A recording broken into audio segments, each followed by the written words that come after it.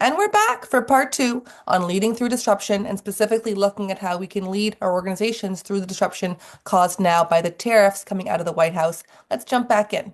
I have to say, Ronnie and I, when we are sort of planning this particular session, one of the big challenges was, well, gee, all of our American clients and our American friends, okay, are they going to be on this as well? And I suspect that there's a lot there's a lot of our American friends and clients who are probably going to be listening to the recording. If you're not in the United States, live with us right now. And what I'll say is this. Um, I don't think there's anyone, and you've probably heard this already in Canada, that does not absolutely love the United States, the American people, and want nothing more than Americans to come to Canada and Canadians to come to the United States and companies to get the best deal for their suppliers, for their clients, for customers, etc. There's so much that you can do together that you sometimes can't do by yourself. Um, and yet, I also want to acknowledge that there's a lot of American companies that are also having a big challenge with the tariffs. The tariffs will increase the costs, which make it a lot more difficult for them to sell. The uncertainty causes the same issues. Okay, and for any of my American friends who are listening to this and you do want to have that one-on-one conversation, call Ronnie or myself. We're happy to do that offline because it appears like there's a majority of Canadians here, so we're just focusing a little bit more from a Canadian perspective on this particular call. But this is the same for our European friends, same thing for our Asian, same thing for our Caribbean friends. Okay, it's a time of great uncertainty, and the ideas are applicable everywhere within the United States and also in the other countries affected too, not just Canada. Randall, we did a recent Q&A about using internal communications to align teams, and I will put that link in the chat also. You can catch up on that one. Presumably, leaders are already talking about topical issues and disruption for teams and putting it in the old town hall agenda. When it comes to calling that town hall meeting, what would be appropriate to include in that agenda to talk about the game plan? Hmm. That's a really good question, Rania. I think that it's one of the main reasons why you want to call a town hall is because you have an opportunity as the leader to share a worldview and have everyone hear it from your mouth at the same time, no second hand, third hand, fourth hand. It's the opportunity to take questions that somebody who's courageous enough to put up their hand and ask it, and that you don't have a chance to sometimes directly, right? As opposed to somebody's boss two or three levels down or off in the corner of the world, et cetera, can answer, right? So I think the number one thing about what goes on the agenda is for your particular organization, what concerns do the people on your team actually have, right? Um, some people are, well, gee, will I be laid off? Other people, for example, in sales, it's something as simple as, gee, how can I ever make my quota? Okay, another is, oh, you know, I don't want to use the word and we're screwed. Okay. I think it's very important that as a leader you acknowledge that it's a time of great turbulence, right? You could talk about some of the initiatives that you've got that are aligned both with your overall strategy and some pivots that you as a management team may have chosen to take. I think the most workers in an organization and partners want to know that the people who are leading the organization are on top of it to the greatest extent possible. I think sometimes showing some vulnerability and frustration is kind of useful because you're human, of course, but you're also acknowledging what's out there. And we're not in the gaslighting business as CEOs, right? We're in the finding a way to align everybody in a way that's possible. I think the other thing is I certainly see this in the coaching that I do with CEOs is you know Um, they may be brilliant, they may be totally aligned in their own mind, but is that next level, for example, aligned with them? Because those are the arms and legs, your leadership team or the next level of managers, etc. We're going to have these conversations. So if you're going to have a town hall, okay, everyone's going to go back and they're going to talk about what they heard. And when they talk about what they heard, are your lieutenants on the same page as you? Right. Very often, I mean, we find this at retreats. Not everybody's on the same page at the very beginning, right? By the end of it, they are. So guess what? When they're on the same page and they're talking to everyone in their sort of groups, guess what? It's more likely for you as your leader to get the message and the alignment out, and also to get the ideas and issues back up to you. Randall, something we talk with our clients about, investment, seeking investment, right? So for companies that are looking for investment now, do you have any advice for them? What would you say? Very, very hard right now to raise money. I sort of wear another hat. I'm a venture partner in a VC firm. Okay, I sit on a public company board. Okay, it's a very, very difficult time because of uncertainty. People want to, people with money have deep pockets but short hands, right? The more business uncertainty there is, the shorter their arms, their hands actually are, right? So. That's all I really have to say about it. It's really, really tough. What I would say is if you're raising money right now is number one, you've got to focus on the fundamentals. Where's the money going to go? What kind of, how's it going to be used? You have to be able to share why, for example, given this uncertainty, you've got a plan. And in fact, perhaps is that uncertainty the reason why you will be more successful than otherwise? What's the narrative that actually makes it all sense, and not a made up narrative, okay, but something that an investor says, these people are sharp enough because they're not just investing in the business, they're investing into the CEO and the board and the leadership team. So unless you've done that thinking beforehand, it's very hard to actually, in an investor meeting, convey that you've done the thinking and the internal work in the organization. I think also is the question of investor communications.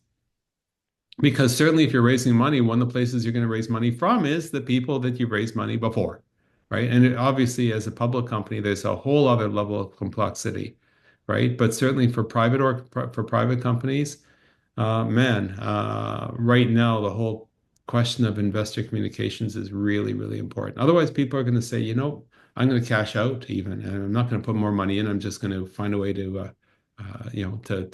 to leave the train and go elsewhere. We'll see what happens, right? If we look, by the way, at the public markets, certainly the stock markets in the United States, and other places around the world, not doing so well, not doing so well. So, for me, on the other hand, I think, you know what? When the values are low, now's the time to buy. And one may also argue that, gee, one of the reasons why Trump's been saying all these things, he felt is that he could depress the Canadian market to make it easier for him to, quote, acquire the country. Very, very, very childish, okay, kind of mindset. Look what's happened to the markets now, particularly in the United States. But on the other hand, you know, markets move and people make investments often on the basis of their rational expectations of what the market will actually do in the future as opposed to what the actual fundamentals are. So number one, make sure the fundamentals are right. Number two, investor communications and um, well, any communications, making sure that's up. So Randall, we like to work with your coaching clients. We talk to them about risks. We talk to them about opportunities. So for today, we talked about looking across the pond or looking at other countries just for sourcing and partnerships. But what other opportunities should we be considering here? Like this disruption may just be an opportune time to make those internal changes that we didn't feel strongly enough to make before. yeah, I love the question, and part of it we spoke about already in terms of saying, the how might we game, right? In terms of speeding up the cycle times, the decision making, the um, um, that kind of thing. I do also think that I don't know if people might recall way back in the days of the Soviet Union or China, they had this vaunted 5-year plan, right? And that was the plan that everybody will follow and everyone's aligned, and turns out nobody follows it and nobody was aligned and everything. And I guess I asked the question of what kind of elephants in the room that exist in the organization from a structural perspective, from an HR perspective, from a leadership perspective, from a marketing perspective, from an IT, technology, digital adoption, transformation perspective, from a financing perspective. What are these things that we can actually say, hey, all bets are off right now? This is our wake-up call.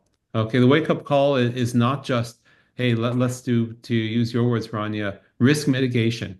Okay, but maybe the wake-up call is, let's see if we were to build this thing up properly again for this new economy, whatever the heck it turns out to be eventually, what might it look like? So one of the very interesting kind of retreat games we could play is to say, okay, management team, and putting aside the present tariff issue, we say, we're going to be we're the upstart competitor. Okay, we are the startup that was just sort of sprung into existence. You've got that $10 million of financing. The cash is sitting in the bank. Nobody's hired except for the people around this room here. If we're going to remake our business in this market, how would we disrupt it today, given the tariff and the uncertainty and the economics and the world trade and all that kind of thing? What would our business look like, right? If our goal was, I need something. Okay, Cam, just one sec. Come off mute, Mike, for a second. Sure. Cam, how many business units does your organization have altogether, or how many stations? Or 51. Cam, you're sitting around with not sitting around. Okay, here we are in this boardroom. We've got flip charts and whiteboards all over the place, and we say, okay, our goal from zero is to build 51 different units, right? We do not have the legacy brand we had before. We don't have the agreements we don't have the hosts for the radio shows or TV. We don't have blah, blah, blah, blah, blah. But we want to be in this business to be kind of like what we are right now. And here's 10 million, here's 50 million, whatever the number happens to be. Money is not the issue. How would we start it up and what would that growth trajectory be? And not to say that that's what we're going to do, but it's a very interesting exercise because it takes away the things that are, we always say, what's stopping us? We've done this exercise as well with management teams, etc. But let's take all that stuff off and just focus on how we would do this from nothing. We are the disruptor now. We are not the ones being disrupted. We're not transforming. We're the ones who are going to force transformation and change in the industry. We're going to look at it differently. And then all of a sudden, at the end of the day or two or whatever it is, you've got this unbelievable plan, which of course has no basis in reality because we do have all of these legacy things. In fact, that's what gives you competitive differentiation. So next step is to say, from all this work, what here do we have to stop doing? What do we need to start doing? Okay, we're not going to be that because we've got amazing momentum we don't want to give up, right? But now we're comparing something with something. We're not something with disaster, right? And I think that that's a very different mindset shift. So when we when we talk about how do we build alignment with a team, okay, to actually get stuff done, this is different than having us do training tests or everyone hears the same words. By the way, that's alignment too, but that's not what would address the fundamental changes we're seeing now and the uncertainty in the market, right? I think we've all had enough of, say, transformational exercises where the head of IT says, let's spend a gazillion dollars on this neat technology, and that's digital transformation. Now, I think we're well beyond that, okay? But given the fact that we're being shaken, okay, because of the changing business environment, okay, either we take advantage of the opportunity, precisely, Rania, to your point, or what we do is we say, let's just be constantly in reaction mode, and maybe we could sort of, put a bit of lipstick over here and a little bit of lipstick over there, and whew, we got through that one just like we got through COVID, right? And I think that well, this is not COVID, okay? This is not the entire economy shutting down.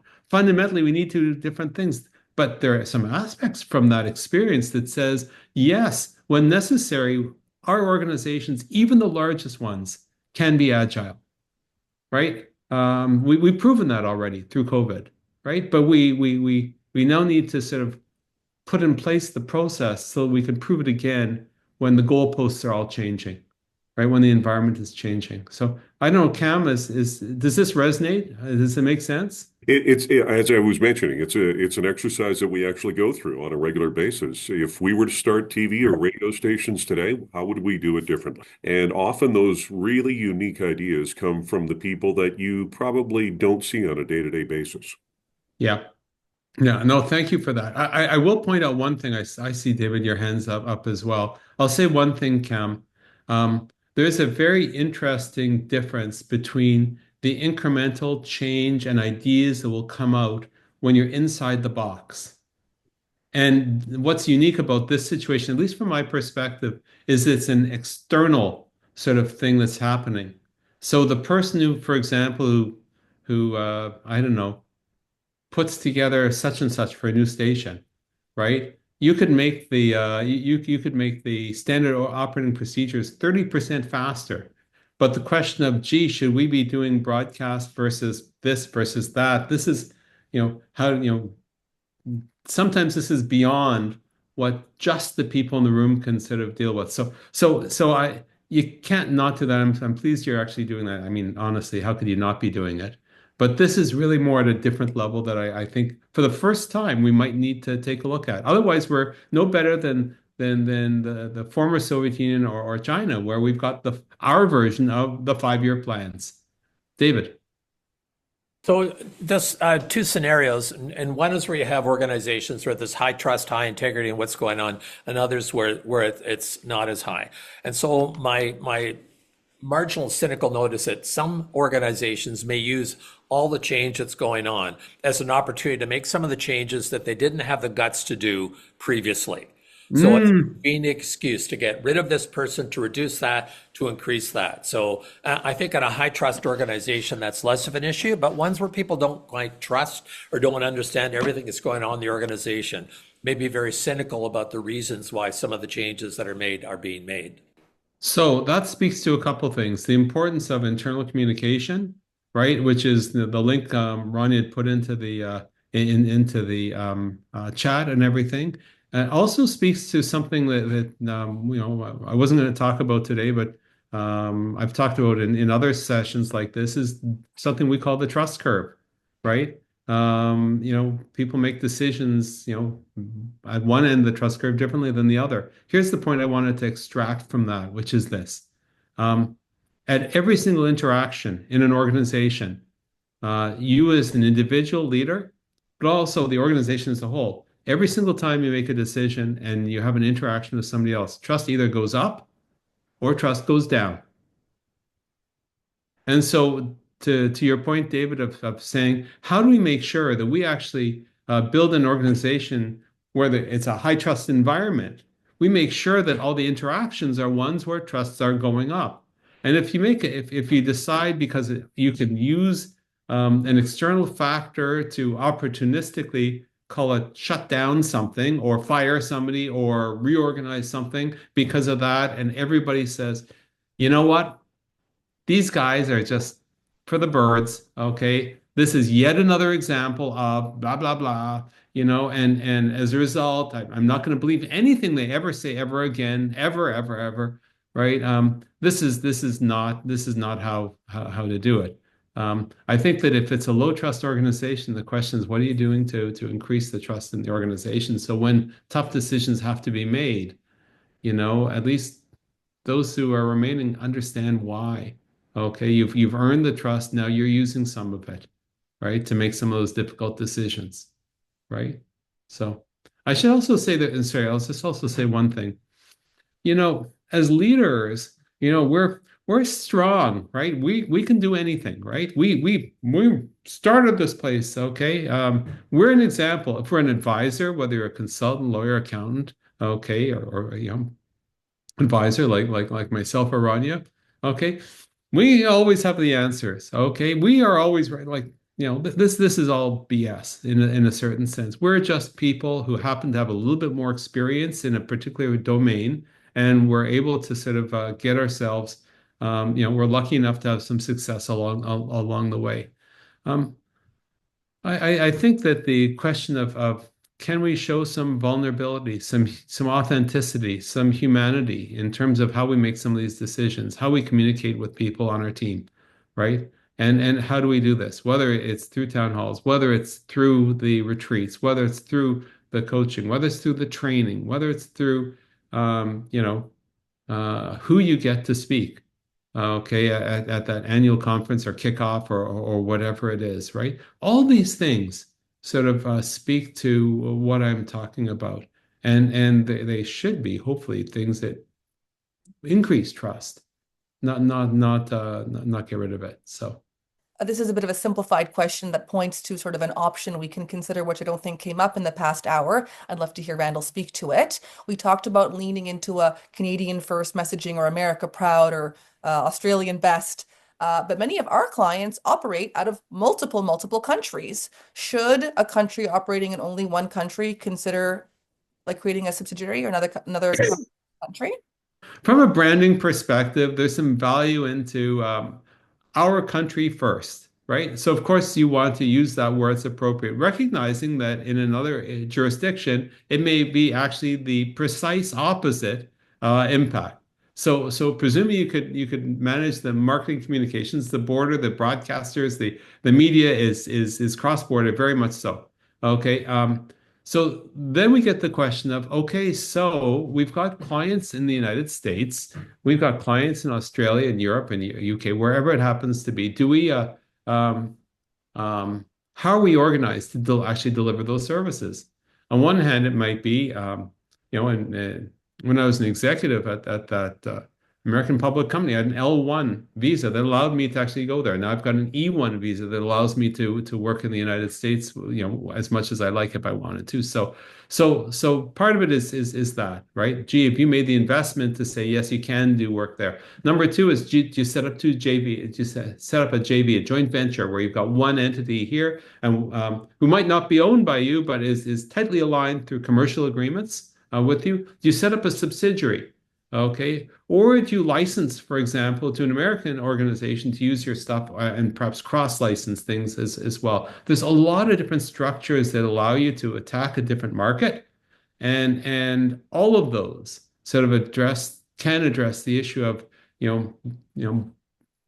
buy America first or Canada first or whatever it happens to be, right? But the question of does marketing drive that, or does the strategy, the overall organization strategy, drive it? Is probably where I would start on that one. I'm watching, I'll take out the word enjoying, I'm observing, non-judgmental here, all these elbows up comments. I quickly ran to Google here, and it said elbows up has been used as a rallying cry in response to US tariffs on Canadian goods and threats of annexation by President Donald Trump. Okay, so this triggers for me, Randall, we have in our AI resource kit, which is up on our website for sale, an acceptable use policy for employees on how they can use ChatGPT and other AI tools safely and responsibly with an organization. And before, people during COVID, people were sharing opinions, and companies sometimes had to speak to their employees and get a hold on, the messaging that their employees are putting out there, and is it in line with the brand? So right now, for companies that do work with the US, and we're Canadians, we're obviously in partnership with the US. Our closest families and friends and favorite stores are there, and vice versa. Like, is this what we like? Should we be communicating in that town hall? Like, are we saying elbows up, or are we still shaking hands? Like, how are we communicating that to our teams? So, if you communicate nothing, people will choose to fill the void with whatever happens to be on their mind. Right now, many individual Canadians are feeling very hurt that their closest friends and cousins seemingly have a different attitude. Now, of course, it's not that. It's the political class, and particularly one administration that suddenly it's changing the narrative. But you know what? Individuals feel something. So unless you're able to sort of help guide what those communications are, then it's not surprising that people will say whatever the heck they like, including stuff that might not be to the organization's benefit. Now, most organizations have got a social media employee acceptable use policy and all that kind of stuff. But right now, when people are hurting, No one's going to look through the policies to see what is it that they should do or not. So what I would say is this. In the sense that it's, elbows up is kind of going viral and it's become a catchphrase for a lot of people to say, hey, you know something, don't take me for granted. We're not here to be taken for granted. We're willing to fight for our country, etc. And I think that a company who's going to adopt that as a marketing slogan for themselves has got to think about, okay, how might it be thought of, outside? If you've got American customers, clients, for example, how might it be, um, is fighting the Canadian way? We tend to be very collaborative. We tend to look for the win-win, etc. Right? On the other hand, some businesses have a very, very much aggressive, combative kind of strategy and culture, and it might fit for the longer term. I just think that, if you think about um, the goal of marketing is to build a group of leads that you can help people, those leads, through their buying process, of which, by the way, some might not be interested or not might be ready to do it. And therefore, and I'm looking at a comment from Phil Bliss, I don't think it's a question of aggression being good marketing. I would say, though, that it's a tool, just like compassion in marketing is a tool, and a whole bunch of other things in marketing can be tools to achieve the end of developing those leads that you could bring through that buying process, right? And if in a particular company's case they want to use that particular tool, they can. What we would tell our clients, though, is you need to make sure that it fits into the narrative and the story arc and the overall strategy, rather than some you know Yeah. last minute kind of thing. Randall, I'm going to ask you a final question. What final thoughts do you want to leave us with that we may not have touched on so far? Like, what's left to talk about?